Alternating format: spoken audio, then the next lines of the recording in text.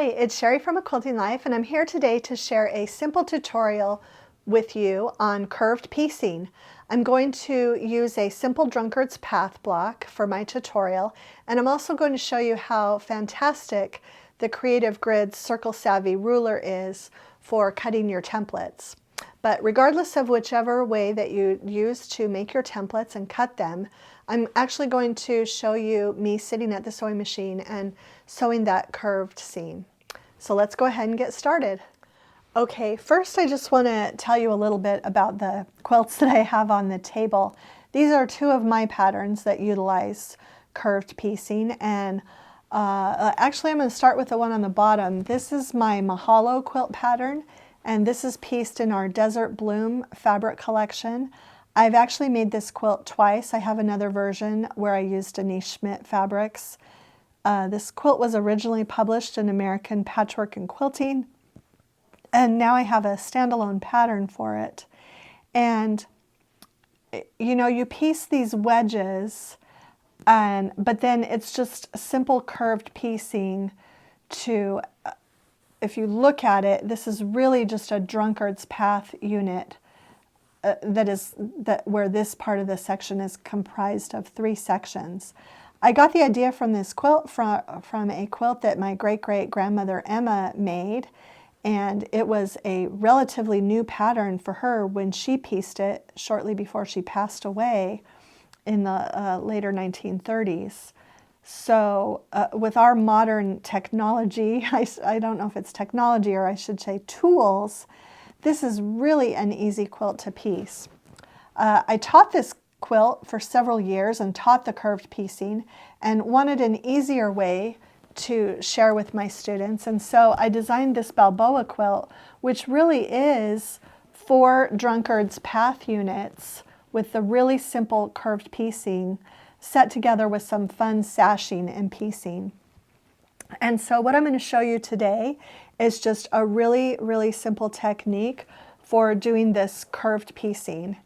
When you look at this quilt, I just want to point this out before we move into the tutorial part, that it really just does look like these pie sections are sitting on top of the background fabric, like they've been hand appliqued, but they haven't. These are machine sewn. There is no applique here. I'm going to show you when we get into the tutorial just the little step that makes it look like it's more of a hand applique process. Okay, so I'm going to clear the table off and get some fabric and a ruler and a rotary cutter and show you a little bit about the cutting process that I use, and then we're also going to go over to the sewing machine. I'm just going to show you very quickly how simple it is to do curved piecing. Okay, so now I'm just going to show you the way I make a simple Drunkards path block. I feel like the Drunkards path block is the easiest and best way to practice your curved piecing.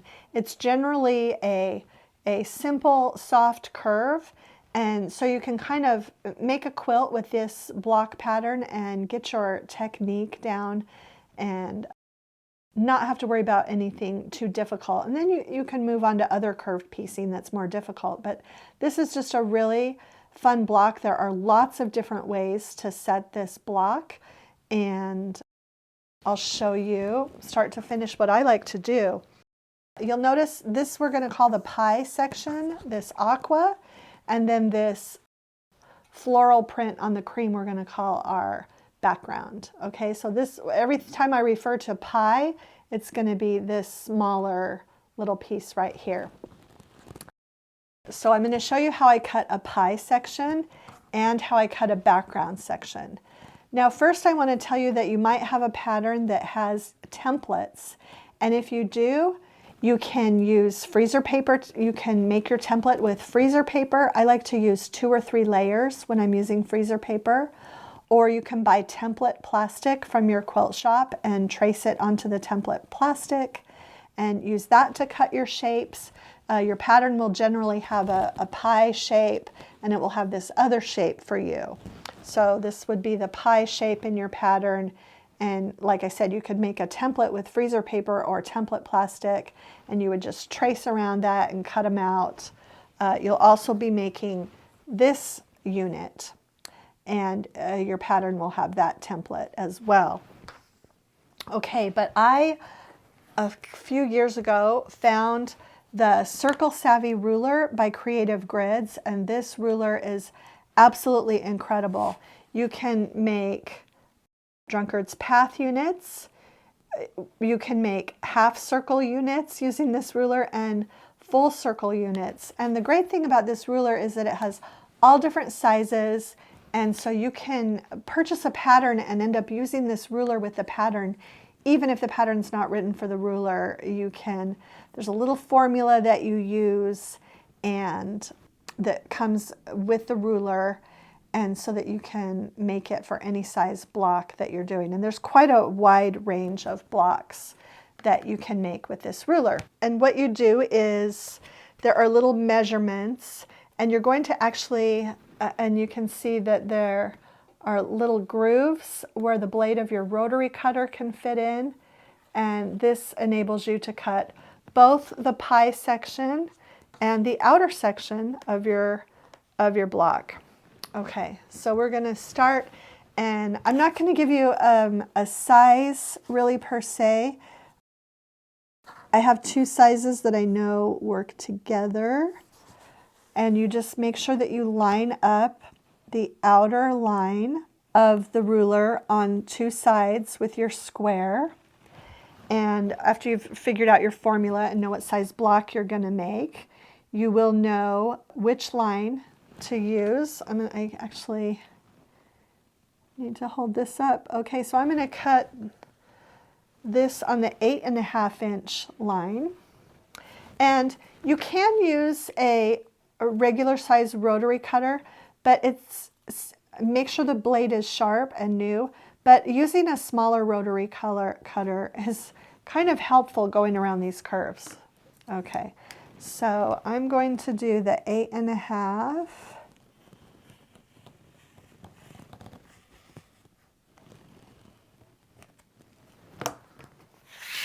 Okay, and there I have my pie. And it is perfect. This ruler is amazing. So we have our perfect little pie, and I use the 8.5 inch section for my pie. I'll give you the size that I use for this other. This piece, I always tell my students, I don't know what you can do with it. A lot of people just throw these away. Other people, I believe you can get a 1.5 inch by 1.5 inch square. If you collect scraps that size, you can cut a 1.5 inch by 1.5 inch square from that. Okay, so if you're just going to play around with these blocks, I use the 8.5 inch line for my pie. I know it sounds strange, but I'm going to use the 7.5 inch line for my background. And I'm just going to line it up exactly the same way that I lined up. And I'm going to use the 7.5 inch. And this time we're going to keep the outer piece. Before, when we cut the pie, we kept the small piece for our pie. We're going to save the outer piece for right here. Now this is quite a nice scrap. As I've taught classes on this before, some people have kind of done the math and used these for pie sections and figured out what size they need to cut to do a dark colored background to use these. The other thing is that you can easily get a 2.5 inch square from these.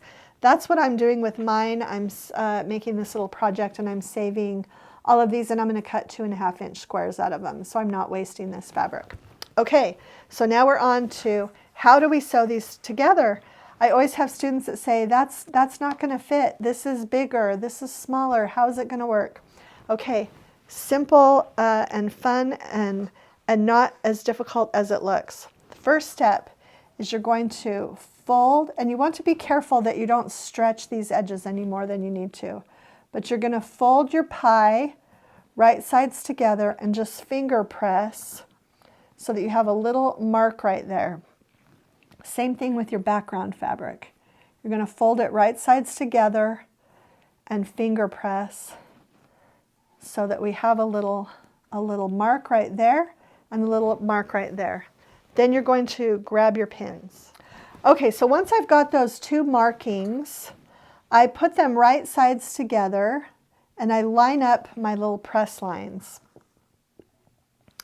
I put a pin right there. Next time I'm going to put a pin right over here. I'm going to line those straight edges up and I'm going to put a pin right there. And then I'm going to do the same thing on the other side, being really careful not to stretch those sections. And I'm going to put pin number 3 right there. Now, this is where it gets kind of individualized. I sew with a pie on the bottom, and I will, you can kind of start to see that this is really just going to fit. You know, I don't want to stretch it too much, but you can see that it really is going to fit. It really is the bias of the fabric is going to make those fit together. Now, when I teach this class, I always have people that I call 3-pin, 5-pin, crazy pin.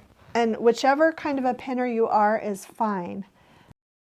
Personally, I like to add 2 more pins. I just kind of hold it until they're kind of lined up. And I put a pin at the midway mark over here. And then and you know, this is really easy to do if you're watching TV. You can pin a whole bunch of these units and then go sew them at the same time. I just actually taught a class in Southern California very recently where I taught this method. And a lot of women, you know, did one at a time, but then there were some women who just got them all pinned and went and just sewed and sewed and sewed. Okay, for me, this is enough pins. I have had students in class who go ahead and put pins in between every one of these pins, and that's okay. That's fine. I think you'll find when you get to the sewing machine, you'll kind of start to know how many pins you need. But we're going to take this over to the sewing machine now, and we are going to just sew our 1/4-inch seam with a pie on the bottom, and just carefully making sure that everything kind of goes together. I will tell you that then I'm going to press it, and we're going to press toward the pie section, and that's going to give what I showed at the beginning when I had that quilt on the table.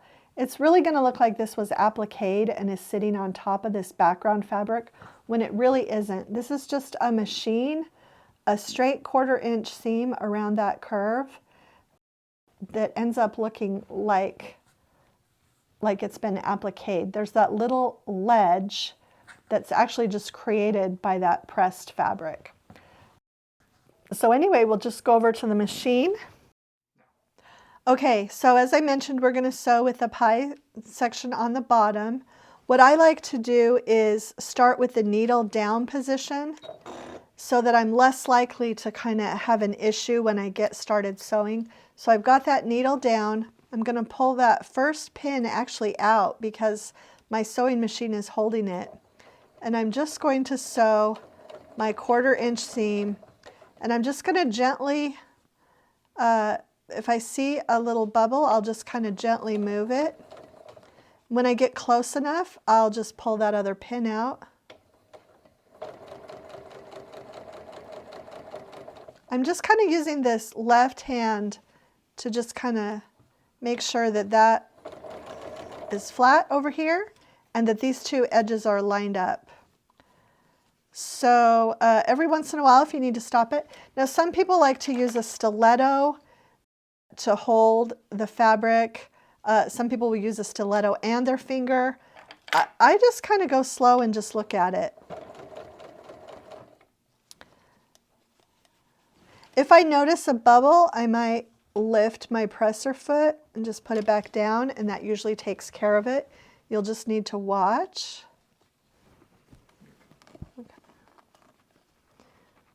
And sometimes, you know, I'm going slow to show you, but sometimes it's actually a little more effective to go a little quicker and not to stop. And as you get to the end, just make sure that you're kind of really gently.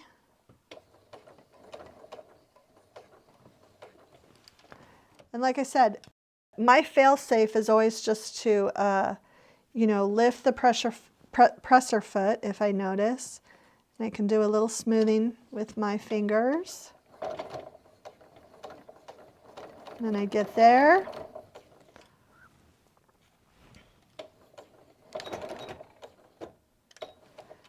Okay, I'm going to pull that one out.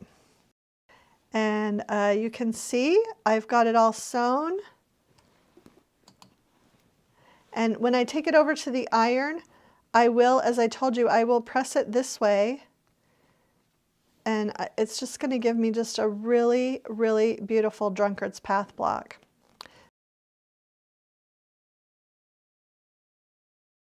Okay, so I'm back from the sewing machine. I hope that was helpful. I just thought of one thing that I needed to share with you. I know I told you in the beginning of the video to press toward the pie section and talked about how that created that little kind of ledge to make it look like it was appliqued. I pressed one of the blocks that I sewed over there actually out toward the background, just to show you that it works fine that way too. And also sometimes you might want to do that. In some of your blocks you might have the darks and the lights reversed, and so you might actually be wanting to be pressing out, and especially if that's the darker fabric. So I just wanted to show you just a simple thing that it works either way you press. Okay, that's it. I hope you enjoyed this tutorial. I hope if you might be able to share it with a friend, hit the like button and subscribe to our channel if you haven't already. And thanks so much for stopping by.